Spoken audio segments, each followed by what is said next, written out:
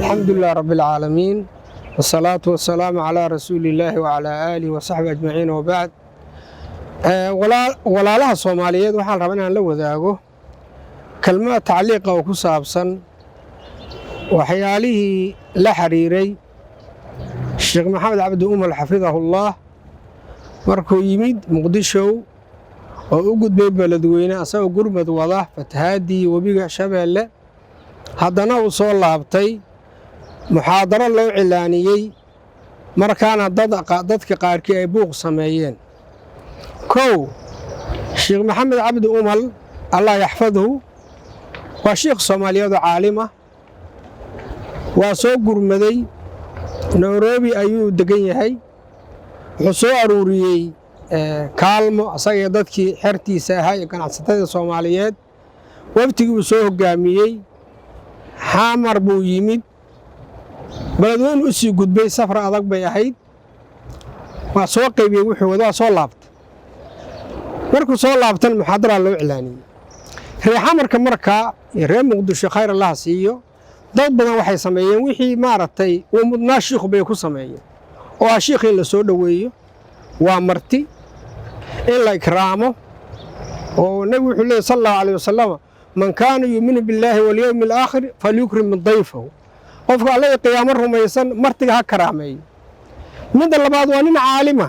al-ulama warasatul anbiya waxaan xusuustaa waa Sheekh Umal uu booqday kilinka ama deegaanka Soomaaliyeed Itoobiya ku dhex yaala sida looga soo dhaweeyay Somaliland sida looga soo dhaweeyay madaxdii iyo culumadii ilaa madaxweynihiisa ilaayo Puntland buu yimid sida loo soo dhaweeyay madaxdii iyo culumadii kulli si yaab leh xamar si fiican loo soo dhaweeyay laakiin laba filaan baa dhacay markii sheekh muxaadarada loo cilaamiyay dad baa buuqay wadaado ayaa buuqay maxay ka buuqeen wadaadadu waxay dhaheen waxbaan ku haysanaa wadaadka qofka waxa lagu qabsan karaa laakiin maxaa la rabaa haddii nin caalima tahay oo nin sheekh tahay sheekha mas'ala ku haysatid sheekh waaba joogaaba culimo kala joogtay sheekho waxaan kugu haysanaa waxaan naga qanci doodaan qabnaa meel furan tiifiyada dadka qaranka kuwa kale oo Soomaalidu leedahay doodaan nabadood sheekhu laakiin ma dhicine wadaadada qaar waxay yiraahdeen sheekhu muxaadaro ma qaban karo xamar muxaadaro kuma qaban karo marka waxaan isleeyahay wadaadadaas waxay kala garan waayeen mawlacoodii xertu u joogtay iyo masaajidkii ay gacanta ku hayeen iyo magaalada caasimadda ay kala garan waayeen caasimadda ummadda ka dhaxaysa Soomaaliyeed waa caasima qowmiya Soomaaliya oo dhan ka dhaxaysa qof kasta waxa uu furan inuu dego inuu ka ganacsado inuu masaajid ka dhisto inuu dadka ka wacdiyo inuu jaamacad ka dhisto ka furto inuu madrasa ka furto waa u furanta qof kasta marka wadaadadaas waxay kala garan waayeen buuqa iyo kiciyay oo yiri sheekhu kama muxaadarayn karo Muqdisho ama ba istaadiyaha meesha aan boog lagu ciyaaro hadda waxay kala garan waayeen saan sheegay mawlacoodii iyo magaalada caasimadda ah sheekhana khayr Allah siiyo muxaadarada uu joojiyay markuu buuqa arkay uuna ka hadlay intii sheekha soo dhaweysana waa mahadsan yihiin waxaan la yaabay anigu aad ula yaabay nimanka wadaadada ah oo duruq suufiya ama dariiqada alqaadiriya si gaar ah saan u badinahay oo kala garan waayay mawliciyo iyo xamar kala garan waayay waa baab waxaan aad ula yaabay baraha bulshada la soo galiyay niman siyaasiyiin xildhibaana oo arinta ayaguna ka hadlaaya baa la soo galiyay waxaan si aad ula yaabay xildhibaanada galmudug laga soo doorto rag kamid ah Dhuusamareeb gaal kacayo oo qoraalana soo galiyay hadalna soo galiyay anu xildhibaanka waxaan u haystaa xil dhibaan qofkan waa mas'uul xil baa dhibahaya markaas iskama hadlo wax kasta kuma hadlo wuu ka fiirsadaa wuxuu ku hadlayo sababtu waa maxay dagaan buu matalaa dad buu matalaa warka uu leeyahay waxaa dadku isleeyihiin degaankiibuu ku matalahayaa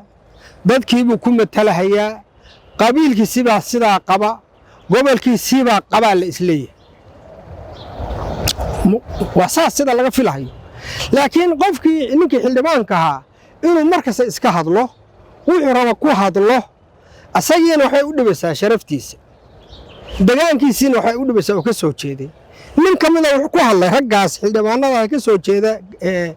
ka soo jeeda galmudug si gaara gaalkacyo ka soo jeeda koonfurteeda wuxuu ku hadlay oo aan dhegaysanay Sheekh Umal xamar ha ka baxo Nairobi ha ku laabto magaalada lagama rabo waxa yaab leh xildhibaanku wuxuu aaminsan yahay Sheekh Umal inuusan xaq u lahayn inuu xamar ka muxaadareeyo oo kalmo ka jeediyo wuxuu aaminsan yahay in Sheekh Umal uu yahay ajnabi حتى قوانين بني آدمك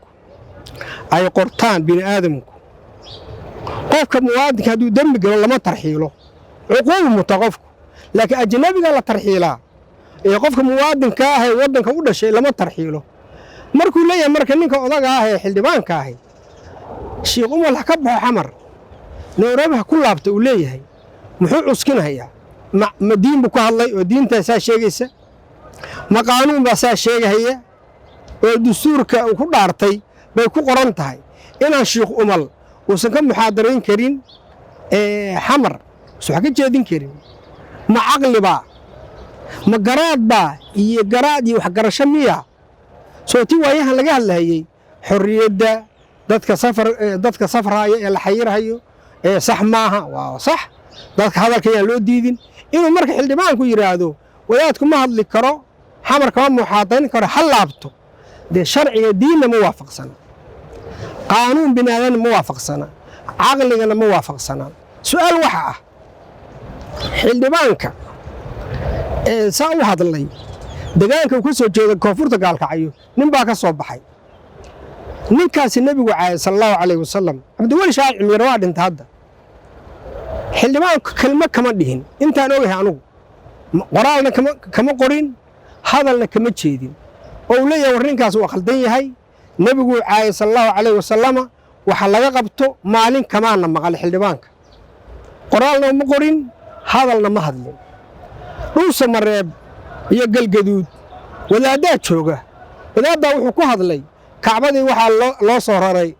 وحانكورها مساجد كرقيقة إدو صهراب كو يالا قبر النبي لو صهراري كلمة كما دهين حلدبان كان كسو جيدا قال كعيو يعني كلا كسو جيدا أصلا دو صمراب أصلا هذا قرآن سوق قليي برا بلشدة وحكما يدهين ولاد كاس دو صمراب جوغا وحو يري ولاد بعض دولي أردقيسي وحو كو دولي يا حنان يا منان أردقينا يا سلمان ويلكي وحو سيري ورا أدقنا يا حنان ما تريه يا منان يا حنان يا منان وصود ويلكي ورمحاو تري يا حنان يا منان دي أدو واتري أنا أوك لما درجة ما قارين يا سلمان كسر عضو وحنو عاص خرافات كا يخزع بلاد كا بحركو هذلين مالين كما يحلين رجاس ورجع دجان كلا صو دورتي دين تي مسؤول كيهين دت كي مسؤول كيهين دجان كي مسؤول كيهين كلمة كما عيدهين وحكما قرين هذا كما دوبين ما أنت شيخ أول أو شيخ عالمة أو صوماليين أو اللي يقانو أو واحد من المدة ترى أنه ملهي مقفه وبني آدم وقفه هي ها ملهي لكن إن ما أنت أي ساو واحد لان مدين با كوحن باريسة وإله درتي بكتهاي دين الدفاع أحيان سواء كلا كتيرة الله أعلم يعني كان يعود لنا أنا علمدي سيا علمدي سكمدة أنا كان ياشي سا فصل الله وحلنا هاي إذا تكبر كاسجاري هالك هذا وكحال بحلي أرنتاس حلبان كاسنا أساق أيكو كوبان تاي دقان كوم متلو قبيل كوم متلو أساقا كوهالي ساقنا وحان لين هاي أرنتاس عردار كبحي إن أضيها تاي حلبان با تاي أقوليهم با تاي لقاء فيلمين وحنو عاصة هبل أو شيخ هبل شيخ محمد عبد الله الصومالية حمر هكبحو هكون لابت نيروبي هذا دين معها قانون معها caqlina maaha dannimana maaha marka inaad ka laabatid ayaan kaa codsanayaa anugu si sharaftaada ay maaragtay looga tirtiro ceebtaas degaankiina aan lagu malayn inaad matalaysid marka warkaas waa ka xaal bixinaynaa annoo degaanka baan ka soo jeedaa culammada degaan ka mid ahay odayaashaan ka mid ahay waxgaradkaan ka mid ahay qabiilkana kuma matelo warkaas xildhibaanku degaankana kuma matelo asagay gaar ku tahay yaana loo qabanin marka warkaa yaana loo qabanin warkaas waa ka xaal bixinay raaligelin baan ka bixinay waxaan ku soo khatimayaa marka soomaalida waxaa ka dhexeeya dhalasho iyo diin iyo degaan iyo dad baa ka dhexeeya midnimada ha la ilaaliyo muslimnimada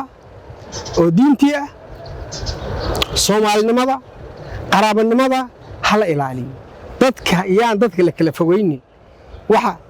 wixii laisku waafaqsan yahay ha laga wada shaqeeyo wixii lagu kala duwan yahana ninkasta mawliciisa iyo masaajidkiisa